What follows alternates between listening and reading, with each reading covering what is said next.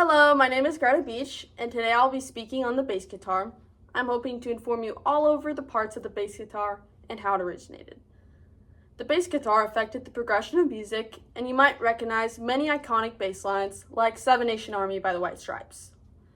Many music artists have used this instrument and made it popular. Recently, I've been learning to play the bass guitar for my school jazz band. It's not only difficult to learn how to play the actual music, but I've also had to learn all the parts. The bass guitar has 3 sections, which contain other parts as well. The article, Parts of a Bass Guitar Explained and Labeled, explains that the 3 main sections are the head, the neck, and the body.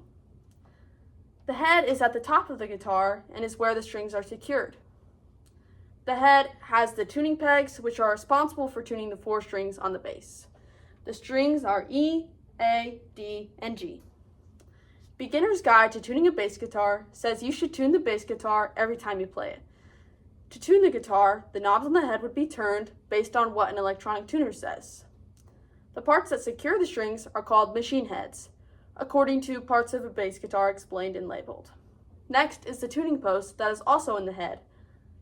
It's for fastening the bass string to the head.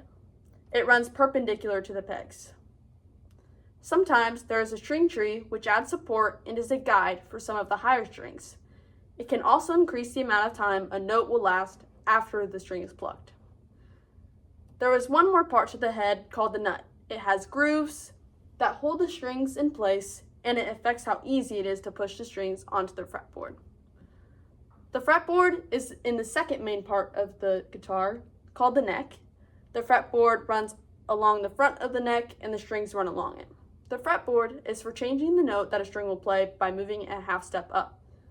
An example of this is the 3rd fret of the A string will play a C. The fretboard has anywhere between 20 and 24 frets, according to the article, How Many Frets on a Bass Guitar. The frets are thin pieces of metal that separate parts of the board. And you might be able to see dots running along the fretboard.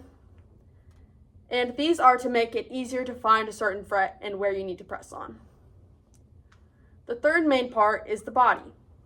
You might be able to tell that the body is the biggest part of the bass guitar. Some of these parts that you wouldn't interact with much are called the bridge, which is used for anchoring the strings to the body. Another part, called the saddle, is a little like the nut, and it, quote, is used to guide the bass strings and set their desired action, end quote. Stated in Parts of a Bass Guitar Explained and Labeled. The next part of the guitar is the cutaway, which is a curve in the body that make the higher strings more accessible.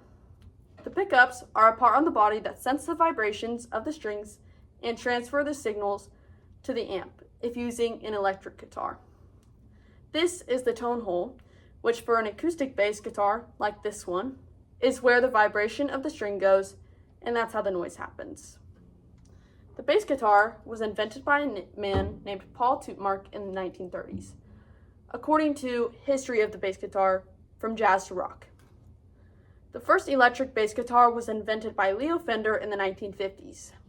Before the bass guitar, the instrument used for bass lines was the double bass, which looks a little like the cello. The double bass is played upright. The reason they didn't continue using the double bass was because it was difficult to transport. It also didn't have the sound that a lot of musicians wanted for their music. The bass guitar was made to achieve that deeper and stronger sound that the musicians were looking for. It could also maintain a lower pitch better than some other instruments. The sound the bass guitar makes is extremely important.